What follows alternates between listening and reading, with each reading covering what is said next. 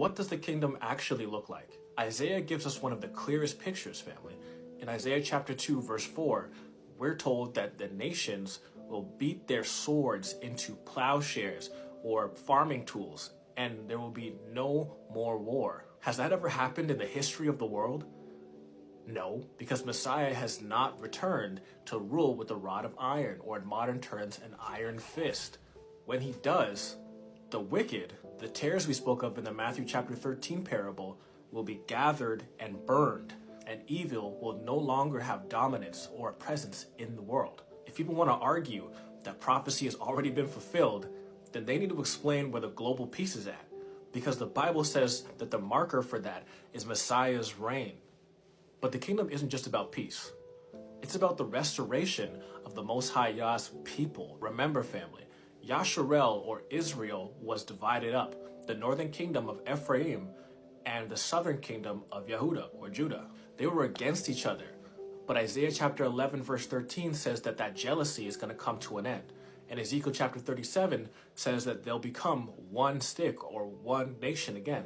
The Messiah's lineage itself, as many as you know, came through the tribe of Judah, which is why Judah is prophesied to awaken first and called to leadership. It's only at this time that the fractured family of Israel will finally be restored under Messiah's rule. Christ confirmed this when he told his 12 best men in Matthew chapter 19 verse 28 that they would sit on thrones judging the 12 tribes of Israel. As you can see, this clearly isn't floating in another dimension called heaven.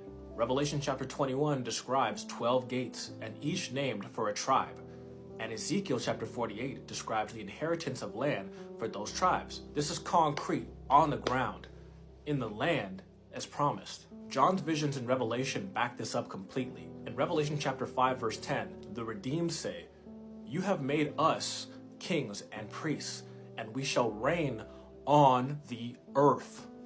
Not in heaven, on the earth. Revelation chapter 20 verse 4 says the saints reign with Messiah for 1,000 years. Revelation chapter 21 shows the New Jerusalem descending out of heaven, not believers leaving earth forever to go up there. This completely eradicates the rapture myth of us becoming angels and disappearing for 1,000 years, then coming back to do battle with all the demons and bad people on the earth. And yes, Paul talks about transformation.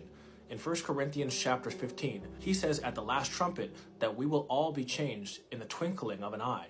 The dead in Messiah will rise first, and the living will be caught up with them. But again, family, this isn't removal from the earth as we just went over.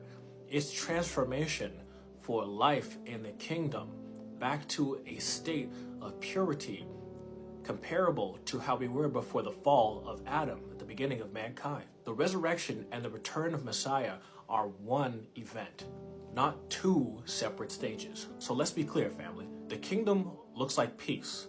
It looks like the restoration of Israel, the disciples judging the tribes, and the saints reigning with Messiah on earth. Anything else is straight up contradiction.